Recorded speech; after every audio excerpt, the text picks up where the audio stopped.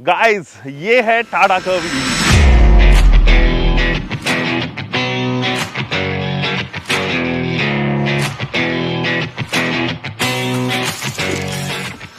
और पिछले 15 दिनों से हमने इसके इन एंड आउट्स को समझा है। हमने जाना है ये किस तरीके से पोजीशन की है टाटा ने, क्योंकि जहां पर ये पोजीशन की है वहां पे ऑलरेडी इसके जस्ट नीचे राइवल कर रही है विंडसर एंड जस्ट ऊपर जो है वो राइवल कर रही है महिंद्रा BE6। जी हाँ, पहले वो 6E हुआ करती थी, अब BE6 रह गई है। एंड जस्ट अभी सूत्रों से खबर आई है कि 17 तारीख में Hyundai क्रेटा EV भी जो है वो लॉन्च होने वाली है। अब ये 3-4 EVs जो हैं वो तकरीबन एक ही कैटेगरी में हैं, क्योंकि ये एक लॉन्ग टर्म रिव्यू ही आप समझ सकते हैं, क्योंकि 15 दिन से ज़्यादा हमने एक गाड़ी के साथ में टाइम स्पेंड किया है। इन 15 दिनों में 1500 किलोमीटर हमने ये गाड़ी चलाई है। तो चलिए जानते हैं टाटा कर्व EV को डिटेल्ड में। 17.5 लाख रुपए में लॉन्च होने वाली टाटा कर्व EV एक ऐसे जगह स्पॉट की गई थी जहां पर MG ZS EV outdated feel होती थी और इससे नीचे और ऊपर कोई भी इलेक्ट्रिक व्हीकल कॉम्पैक्ट SUV में नहीं थी। जो इसकी राइवलरी एक्चुअली होती थी वो नेक्सॉन EV के साथ थी, लेकिन टाइम के साथ साथ MG विंडसर आई और अब महिंद्रा ने अपने तुरुप का इक्का BE6E को यहां पर लॉन्च किया। 22 लाख रुपए टॉप वेरिएंट की कीमत में आने वाली टाटा कर्व EV आपको क्या क्या ऑफर करती है और किन जगह पर आप ना खुश रहोगे, आइए जानते हैं।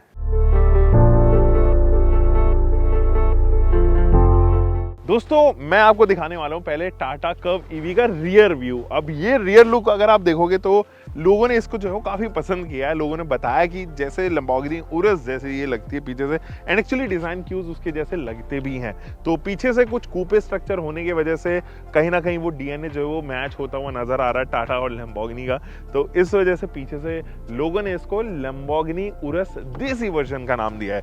अब केवल पीछे से मैंने इसलिए दिखाया क्योंकि आगे से जब आप देखोगे तो आप बोलोगे यार ये तो it's more of a Tata car. बहुत सी जगह आप देखोगे टाटा हमेशा से पैनल गैपिंग की प्रॉब्लम रही है, वो यहाँ पर भी एविडेंट है। कुछ चीज़ें हैं जो रियर में और बेहतर तरीके से बनाई जा सकती थी, बट वो फॉर सम रीज़न नहीं हो पाई है। एक तो यही कि पैनल गैप्स जो है वो आती हैं, और इसके साथ में एक और इशू आता है जो इसमें तो नहीं है लकीली, क्योंकि इसके बेस वेरिएंट से ही इलेक्ट्रिकली एडजस्टेबल आपके पास में बूट आता है, इलेक्ट्रिक बूट आता है बेसिकली।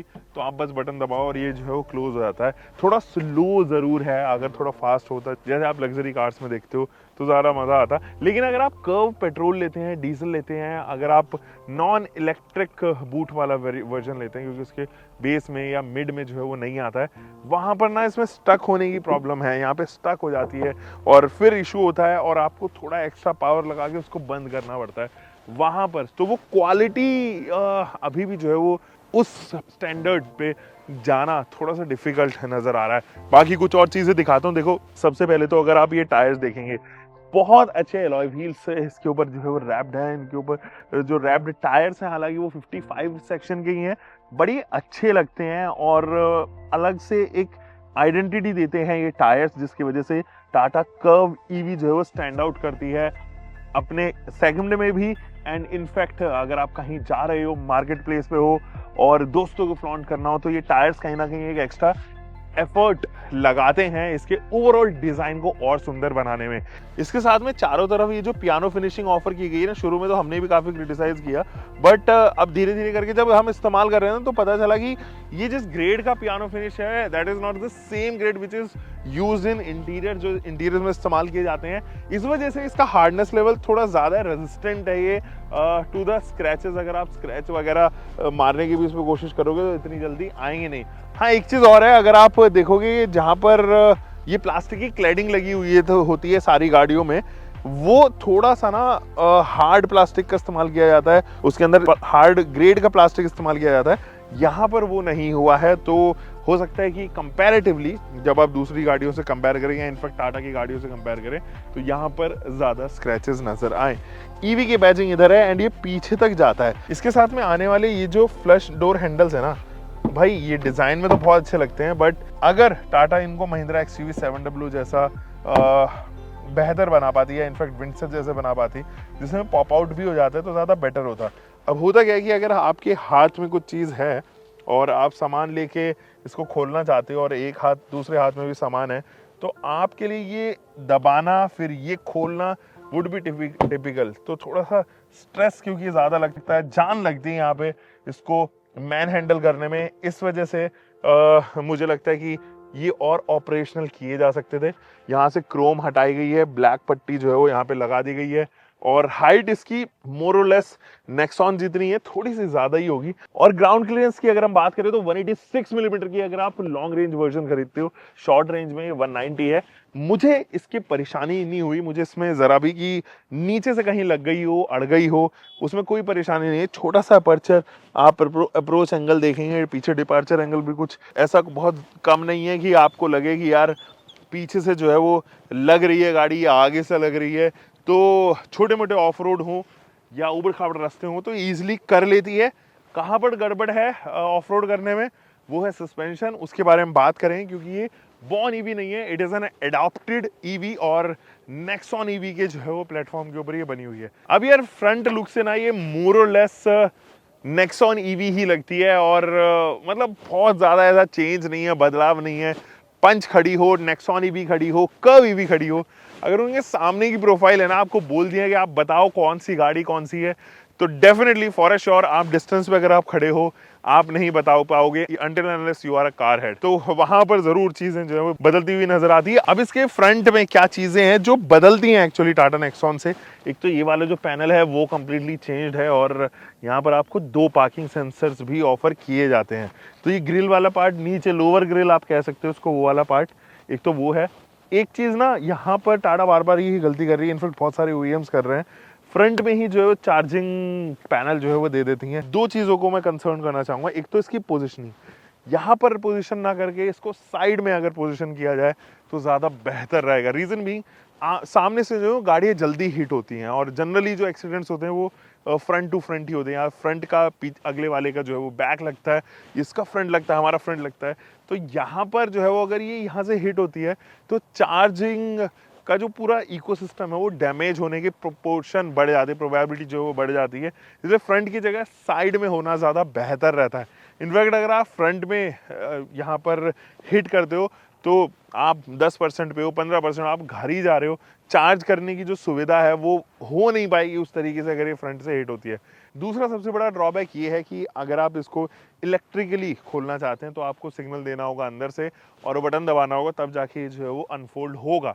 लेकिन अगर आप बाहर ही खड़े हो, बाहर से बाहर ही चार्ज लगाना चाहते हो तो वो डिफ़िकल्ट होगा क्योंकि आपको अंदर जाना ही पड़ेगा, एक तो अनलॉक करने के लिए इस पूरे पैनल को, और दूसरी चीज़ जब आप कंप्लीटली सेटिस्फाई हो कि गाड़ी जो है वो अब चार्ज हो चुकी है, तो चार्ज होने के बाद में जब आप डिस्कनेक्ट करोगे इसके चार्जिंग गन को, तो भी डिस्कनेक्ट करने के लिए आपको अंदर जाना होगा, वहाँ से अनप्लग करना होगा और तब आप उसको निकाल पाओगे। इट्स वेरी अनईजी थोड़ा सा हो जाता है क्योंकि आप अपने घर से जो है स्विच ऑफ कर दिया तो आप गाड़ी को अनलॉक करके भी जो है वो सिग्नल दिया जा सकता था और उसका सिग्नल जो है वो अंदर से दे देना वो थोड़ा सा डिफिकल्ट हो जाता है। And that is where I believe कि और भी ज़्यादा इकोसिस्टम को स्मार्ट और सिंपल बनाने की कोशिश की जानी चाहिए इंस्पाइट कि उसको कॉम्प्लेक्स किया जाए। तो वहाँ पर ज़रूर मुझे लगता है कि थोड़ी बहुत ही प्रोग्रामिंग की ही ज़रूरत है, उसको हटाकर यहाँ पर या तो एक बटन दे दिया जाए जिससे ये अनहुक हो जाए, या फिर अंदर से ही खोलना चाहते हो तो गाड़ी के बटन के ऊपर एक जो है वो स्विच आ सकता है एक्स्ट्रा, जिससे ये अनहुक होता हुआ नजर आए या फिर खुलता हुआ नजर आए। मैं दिखाता हूँ आपको कुछ चीज़ें और, जैसे कि जो इसकी हेडलाइट यूनिट है वो स्प्लिट हेडलाइट यूनिट है, लेकिन जो ऊपर वाला पार्ट है ना डीआरएल, वो कभी जल जाता है, एक वाला पोर्शन जो है वो कभी जल जाता है, कभी अनलिट हो जाता है। तो ये टेक्निकल एरर जो है वो छोटी छोटी अभी भी मीडिया व्हीकल्स के अंदर भी हमें देखने को नजर आई है। बाकी तो चीज़ें सॉर्टेड हैं, टेक्नोलॉजी इज़ गुड, जिस तरीके की हेडलाइट यूज़ की गई है वो भी काफ़ी ठीक लग रही है मुझे फ़िलहाल। अब इंटीरियर्स में चलते हैं, वहाँ मैंने क्या क्या चीज़ें पाई उनके बारे में बताता हूँ। दोस्तों इंटीरियर्स जो है वो टाटा नेक्सॉन ईवी जैसे आपको हूबहू देखने को नजर आएंगे। कुछ छोटे मोटे पैटर्न्स है, कुछ बदलाव है जिनके ऊपर टाटा ने काम किया है, तो थोड़ा आउटस्टैंडिंग लगती है। लेकिन कुछ चीज़ें हैं जो मुझे लगता है कि इसको कम्प्लीटली नई गाड़ी बनाने में हिचकिचा रही हैं, और नई गाड़ी कहना, इसको कम्प्लीटली नई गाड़ी कहना जिसका प्लेटफॉर्म अलग हो, तमाम चीज़ें अलग हो, थोड़ा डिफिकल्ट हो जाता है। इसीलिए ये जो क्लाइमेट कंट्रोल वाला पार्ट है ना, ये इसके ऊपर बहुत सारे स्क्रैचेस हैं, मतलब विजिबल भी हो रहे होंगे फिलहाल अगर आप इस तरफ देखो तो। पियानो फिनिशिंग का यही ड्रॉबैक है, एक तो वो इम्प्रेशंस को, यानी कि थंब इम्प्रेशन को, फिंगर इम्प्रेशंस को अट्रैक्ट करते हैं। दूसरी चीज, बहुत सारे अननेसेसरी के स्क्रैचेस जो है इसके अंदर इंट्रोड्यूस होंगे, और यहाँ पर भी आप देखेंगे तो राइट साइड में, लेफ्ट साइड में, यहाँ पर भी स्क्रैचेस जो है वो इंट्रोड्यूस हुए हैं। इधर भी अगर आप इस वाले पैनल में भी देखेंगे तो यहाँ पर भी आपके पास में बहुत सारे स्क्रैच हैं। ये 4000 किलोमीटर गाड़ी जो है वो चल चुकी है, और जिस हिसाब से इसके स्क्रैचेस लग रहे हैं तो ये कुछ 20-25 हजार किलोमीटर पे चले हुए निशान लग रहे हैं। गाइस, ये जो वायरलेस चार्जर ऑप्शन है ना, ये मतलब फास्ट तो चार्ज कर दे रहा है, डिसेंट चार्ज कर दे रहा है, तो ज्यादा फास्ट तो नहीं है, लेकिन इसकी जो प्लेसिंग की गई है ना उसको लेके थोड़ा सा इशू ये है कि अगर आपने अपने फोन के ऊपर कवर लगा हुआ है, जैसे कि मैंने लगा हुआ है, मेरा प्लस है, तो ये ना इमरजेंसी मोड को एक्टिवेट कर देता है। क्यों? क्योंकि इसके जो बटन है ये यहाँ से दब जाते हैं, तो पैनल एकदम टाइट है।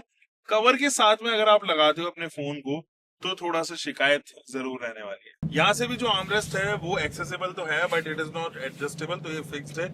इसके नीचे स्टोरेज स्पेस ऑफर की गई है, हालांकि स्टोरेज स्पेस में आप कुछ ज्यादा सामान नहीं रख सकते, वॉलेट वगैरह ही रख पाओगे। ये जो इंस्ट्रूमेंट क्लस्टर है ना, ये आपको काफी पसंद आने वाला है, क्योंकि ये इन्फॉर्मेशन काफी सारी देता है। जैसे कि अब अगर मैं आपको अलग अलग मोड्स दिखाऊं, यहाँ पे सेटिंग का है, ट्रिप ए ट्रिप बी भी है, इसके बाद ये रेंज भी यहीं पे शो करता है। इसके साथ में अगर मैं अलग ऑप्शन पे जाऊं तो ये है ड्राइवर असिस्टेंस, तो यहाँ पर जितने भी एडास के फीचर्स हैं वो यहाँ पर एक्टिवेट डीएक्टिवेट दिखाता है।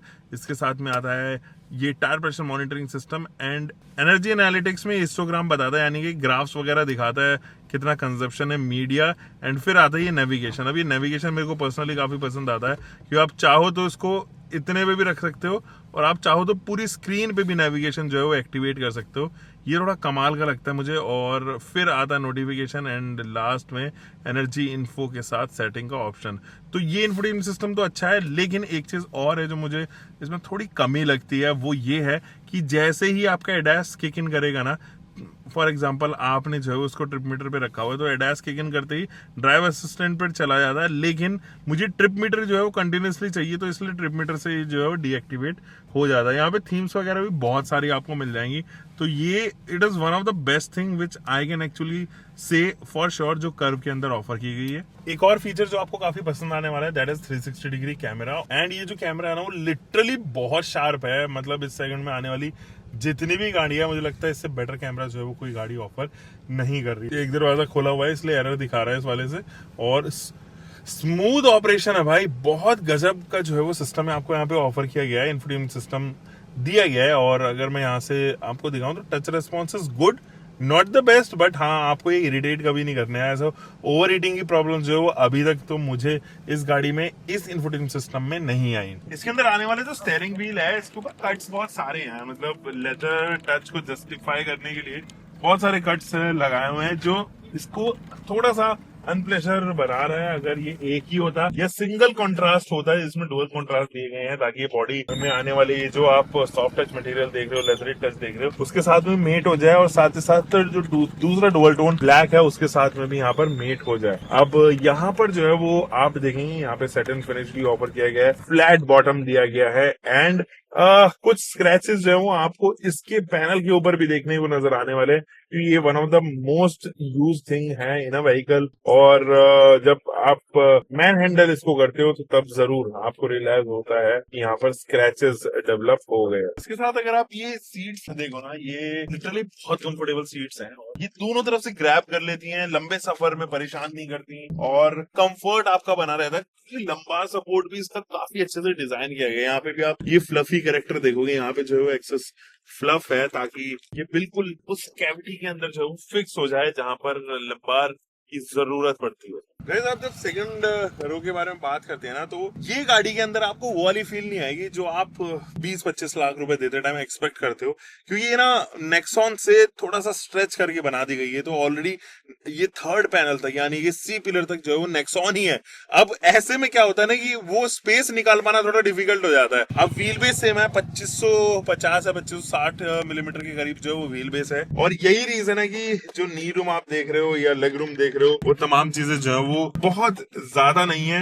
ये क्रेटा से कम है, ये डेफिनेटली बसाल्ट से कम है, एंड ये डेफिनेटली जो है वो सेगमेंट में आने वाली और गाड़ियां जैसे एलिवेट वगैरह उन सब से कम है। BE6E या BE6 मैंने चलाई नहीं है तो बहुत ज्यादा कमेंट नहीं कर पाऊंगा। So is with the headroom, क्योंकि यहाँ पर जो है वो सनरूफ आ चुका है, उसकी वजह से जो है वो हेडरूम मेरा जो है वो यहाँ पे जरूर सेक्रीफाइस हो रहा है। और मेरी हाइट 5 फुट 10 इंच है, उस हिसाब से मेरे जो हेयर्स है वो थोड़े ब्रश हो रहे हैं। मैं हल्का सा लीन होकर बैठ सकता हूँ, तब कंफर्टेबल रहूंगा। और ये एडजस्टेबल हेडरेस्ट वगैरह। बाकी सीट्स को लेके अगर मैं बात करूँ तो कंफर्टेबल सीट्स हैं और अंडर सपोर्ट ठीक है। एक आपके पास में आर्मरेस्ट मिलता है जिसके अंदर 2 कैन होल्डर्स हैं। USB-C टाइप एक ही दी गई है, लेकिन वो 45 वॉट की है, तो फास्ट चार्ज तो करेगी, लैपटॉप भी चार्ज कर देगी। पीछे अगर आप देखेंगे 2 AC के वेंट से, कोई ब्लोअर नहीं है यार इनको एडजस्ट करने के लिए, कम ज्यादा करने के लिए। बाकी यहाँ पे ग्रैब हैंडल है, अच्छे से आप ग्रैब कर सकते हो, उसमें कोई समस्या नहीं है। और कोट हुक हालांकि नहीं है आपके पास। इंडिपेंडेंट आपके पास में लैंप है, बट ये लैंप जो है वो इनका जो बटन है चारों तरफ से होता है, तो वो क्वालिटी परसिस्टेंसी नहीं है। इसके अलावा अगर आप सेकंड रो में बैठे हो ना, तो यहाँ पर आपके पास में कोई भी मैगजीन होल्डर का ऑप्शन नहीं मिलता है दोनों ही सीट्स में। तो अगर आप एज शॉफर चला है तो सामान वगैरह थोड़ा सा कम प्लेस होगा। एक सबसे बड़ा ड्रॉबैक जो मुझे लगता है ना, आपके पास है बॉटल होल्डर, कैन होल्डर, ये दोनों ही नहीं है फर्स्ट रो में। सेकंड रो में छोटी बॉटल आप रख सकते हो, बस फर्स्ट रो में तो कैन होल्डर की जो अवेलेबिलिटी है फर्स्ट रो में वो थोड़ा मिस होती है। दैट इज समथिंग जहां पर कॉम्प्रोमाइजेशन एक्चुअली में हुआ।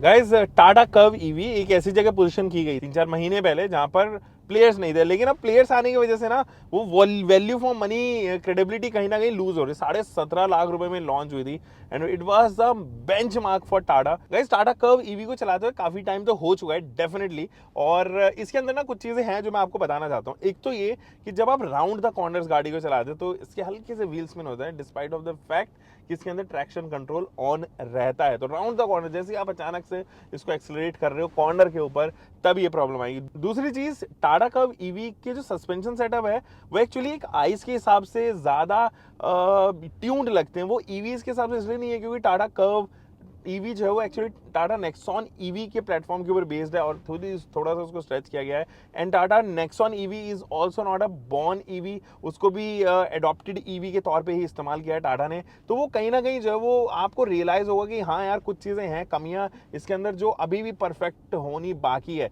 तो ये सस्पेंशन ट्रेवल वाली चीज़ एक तो ये हो गई। तो आप जब भी किसी सड़क पे जा रहे हो ना खड्डेदार, तो सस्पेंशन बहुत तेजी से स्ट्राइक करते हैं, ये एक प्रॉब्लम है। बाकी कुछ और चीज इसके अंदर सच में ऐसी नहीं है जो हाईलाइट की जाए, बहुत बड़ी चीज हो। आप जब चलाओगे गाड़ी को तो आपको स्पोर्ट्स मोड पे काफी मजा आएगा, और स्पोर्ट मोड पे जब आप चलाते हो तो एक एक्सेलरेशन, एक कहीं ना कहीं जो वो पेट के अंदर आपको महसूस होगी, एक अलग सी फीलिंग, वो गुदगुदी जैसे हम लोग बचपन में सी-सॉ खेला करते थे, उस तरीके की फीलिंग जो है वो यहाँ पर आने लग जाती है। तो sports mode definitely is a must try mode. आप कभी चला के देखना, मजा आएगा आपको काफी स्पोर्ट मोड पे। फिर आप सिटी मोड पे चलाना, थोड़ी सी परफॉर्मेंस ड्रॉप होगी। मैं जनरली इको मोड पे ही चलाता हूँ और मेरे को जो रेंज मिल रही है that is very close to 380 kilometre और 380 किलोमीटर के करीब जो है वो यहाँ पर आपको रेंज परफेक्टली नजर आएगी। हाँ, एक चीज और मैं यहाँ पर हाईलाइट करना चाहूंगा कि जब आप इसको फुली चार्ज कर लेते हो, 100% चार्ज है, तो 450 किलोमीटर की रेंज दिखाती है। लेकिन आप 2 किलोमीटर है 3 किलोमीटर ही चलोगे तो आपको रियलाइज होगा दो चीजें, कि एक तो बहुत ही तेजी से इसकी रेंज गिर रही है, और एक पॉइंट पे आगे जब ये 20% 15% के करीब जो है वो ड्रॉप हो जाती है, उसके बाद में एक पॉइंट पे आगे सैचुरेट होती है और फिर ये उसी स्पीड से, उसी रेट से जो है वो चलती है। लेकिन शुरू के जो ड्रॉप्स हैं वो बहुत जल्दी जल्दी होती हैं। ऐसा लगता है कि यार अभी तो 450 थी, 420 हो गए, फिर 400 हो गए, 380 हो गए, जल्दी जल्दी गिरते हैं। तो और 15% के ड्रॉप में ही ये 100 किलोमीटर जो है वो ड्रॉप कर जाती है। दूसरी चीज ये कि जो इसका रीजनरेशन का लेवल है वो 3 स्टेज पे रीजनरेट होता है। And the best part about it is कि वो भाई आपको ब्रेक लगाने की जरूरत ही नहीं है, थर्ड पे आप यूज करो, सिंगल पेडल ड्राइविंग का जो है वो आप इस्तेमाल कर सकते हो, तो आपको ब्रेक लगाने की जरूरत नहीं पड़ेगी। आपका वियर एंड टीयर कम हो जाएगा, ब्रेक जो है वो आपके कम घिसेंगे। इससे एडवांटेज यही है ऑब्वियसली कि आपके जो वॉलेट है वो हल्का होगा, और ये हर 25-30 हज़ार किलोमीटर पे जो हमें ब्रेक पैड चेंज कराने पड़ते हैं वो इसमें नहीं कराने पड़ेंगे। तो एक तो ये फैक्टर है। दूसरा जो ड्रॉबैक है वो ये है कि शुरू के स्टेजेस में जो थर्ड लेवल है 10 से 15% तक वो इतना स्ट्रांगली काम नहीं करता रीजनरेशन, क्योंकि उसको ज़्यादा जो है वो एनर्जी बनाने की ज़रूरत नहीं है और बना के जो है वापस स्टोर करने की ज़रूरत नहीं है बैटरी में। तो ये एक फैक्टर ज़रूर मुझे लगता है कि उसको स्ट्रांगली काम करना चाहिए। बाकी विजिबिलिटी के बारे में अगर हम बात करें तो काफ़ी अच्छी विजिबिलिटी है यार, मतलब फ्रंट में से मुझे अभी भी बोनेट इसका विजिबल नज़र आ रहा है। सीट हाइट अच्छी है, आप चाहो तो सीट को जो है वो 6 वे एडजस्टेबल कर सकते हो, इलेक्ट्रॉनिकली एडजस्टेबल है विद कूल्ड सीट्स, तो वो एक फैक्टर ज़रूर है। यहाँ पर ओआरवीएम बात करें तो काफ़ी बड़ा सा ओआरवीएम आपको मिलता है, हालांकि हैरियर और सफारी से लिया गया वाला जो है वो ओआरवीएम है, और आपके पास में ब्लाइंड स्पॉट मॉनिटरिंग हमेशा ऑन रहती है, तो वहाँ पे लाइट जलती है दोनों साइड ही, और ये एक फैक्टर ज़रूर है। बाकी लेन चेंज तो काफ़ी स्ट्रॉन्ग है इसका, और कहीं ना कहीं वो इमरजेंसी या ब्रेक असिस्ट भी जो है वो कहीं ना कहीं ये करती है, और उसके पैरामीटर्स भी काफ़ी अच्छे हैं, मतलब वैलिड मेरे को लगता है उसकी सेंसिटिविटी, हालांकि आप जज कर सकते हो उसको कम या ज़्यादा भी यहाँ पर जो है वो कर पाओगे। सबसे अच्छी चीज़ जो मुझे इस गाड़ी में लगती है ना, प्रैक्टिकल रेंज 380 से 400 किलोमीटर के करीब आप इजीली निकाल पाओगे। अभी मैं सर्दियों में तो निकाल पा रहा हूँ, हो सकता है कि एसी पे जो है वो ये थोड़ा ड्रॉप डाउन जाए, डेफिनेटली वो 30 से 50 किलोमीटर का ड्रॉप डाउन जाना चाहिए, बट वो कितना जा रहा है वो हम लोग एक बार सर्दियों की जगह गर्मियों में इसको एसी के साथ में टेस्ट करने की कोशिश करेंगे।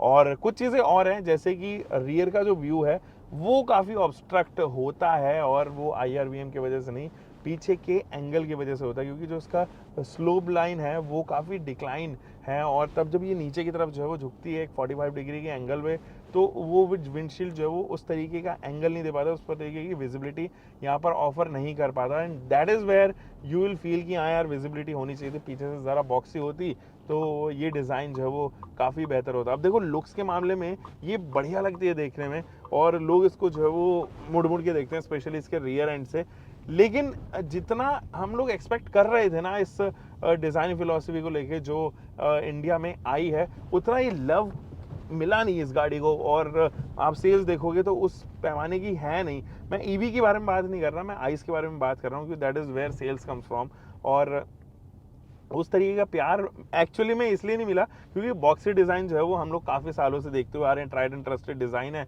लोगों को पसंद आता है, और इतने टाइम हो चुका है बॉक्सी डिज़ाइन को देख देख के कि 10-15 साल तो हम ही मतलब ऑन टिप्स काउंट कर सकते हैं कि पिछले 10-15 साल में जितनी भी SUVs बनी है वो लगभग सारी की सारी जो है वो उनमें उनके अंदर जो है वो बॉक्सी एलिमेंट है। इनफैक्ट होंडा ने भी, जो आज तक हमेशा शार्प ही चलता था, उन्होंने भी जो है बॉक्सी डिज़ाइन फिलॉसफी को अपनाने की कोशिश की ताकि एक हिट प्रोडक्ट वो यहाँ पर दे सकें।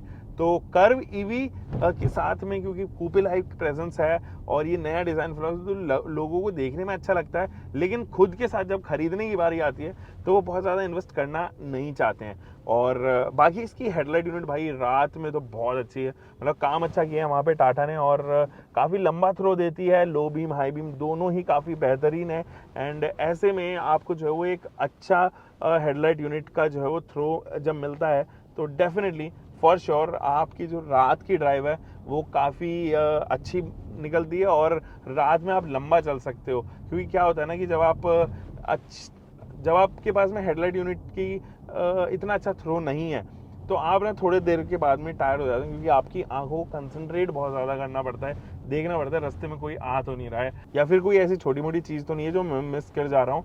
इस वजह से कहीं ना कहीं मुझे लगता है कि इसकी headlight unit definitely for sure is something जहाँ पर मैं अच्छे मार्क्स टाटा को दे सकता हूँ। गाइज अगर आप कुछ 20 लाख रुपए के आसपास का बजट लेके चल रहे हैं and you are looking for Curvv EV, तो मुझे लगता है कि आप एक ट्राई ज़रूर इस गाड़ी को दे सकते हो, आपको पसंद आएगी ये काफ़ी। और अगर आपको सिटी में चलना है ना, ज़्यादा सिटी कम्यूट है, बहुत फेवरेबल है भाई ये, बहुत ज़्यादा, मतलब तकरीबन 1-1.25 रुपये पर किलोमीटर पे चलेगी, ऑलमोस्ट फ्री हो जाएगी ये। और उस हिसाब से जो इसकी प्राइसिंग है उसके ऊपर डिस्काउंट टाटा ने ऑलरेडी जो है काफ़ी ज़्यादा एग्रेसिवली यहाँ पर देना स्टार्ट कर दिया है, और जब डिस्काउंट आने लग जाता है तो कहीं ना कहीं वो सेल्स उस तरीके की निकल नहीं पाती है, और इसीलिए टाटा जैसे OEMs, इनफैक्ट महिंद्रा भी अपनी गाड़ियों पे 2-3 लाख रुपए का डिस्काउंट देते हैं। कर्व के ऊपर आप इजीली 20 से 30-40 हज़ार रुपये का डिस्काउंट ऑप्ट कर सकते हो, कर्व ईवी की मैं बात कर रहा हूँ स्पेशली, और ऐसे में एक परफेक्ट पैकेज बन जाता है। क्योंकि जब हम महिंद्रा के बारे में बात करते हैं ना, बेस वेरिएंट लॉन्च तो कर देते हैं क्योंकि दिखावटी है, वो चीज़ कुछ ऐसी है जो दिखने में तो बढ़िया लगती है, क्योंकि बेस वेरिएंट पे 18.9 लाख रुपीस आ रहा है और इसका 17.5 लाख रुपए का है, तो बेस वेरिएंट में तो अच्छा लगता है। लेकिन बेस वेरिएंट वो ऑफर ही नहीं कर पाते कभी भी। आप थार रॉक्स का देखो, बेस वेरिएंट आज बुक करने जाओ, 1.5-2 साल की जो है वो वेटिंग उस पर बता देंगे, उसके बाद आपको जो है वो हार थक के कोई और गाड़ी ही यहाँ पर जो है वो ऑप्ट करनी पड़ेगी। ये तो था दोस्तों आज का हमारा डिटेल्ड रिव्यू, आप इसको कंसिडर कर सकते हो, या हम लोग काफ़ी टाइम से रहे हैं इस गाड़ी के साथ में, तो वो उस तरीके का रिव्यू काफ़ी टाइम से ड्यू था और हमने आज ये थ्रो किया। आपको कैसा लगा नीचे कमेंट सेक्शन में ज़रूर बताना। हम मिलेंगे एक और नई वीडियो के साथ में। आप तब तक अपना ध्यान रखें, सुरक्षित चलें। For next time, bye bye, keep living car bike whatever you are having, drive safe guys.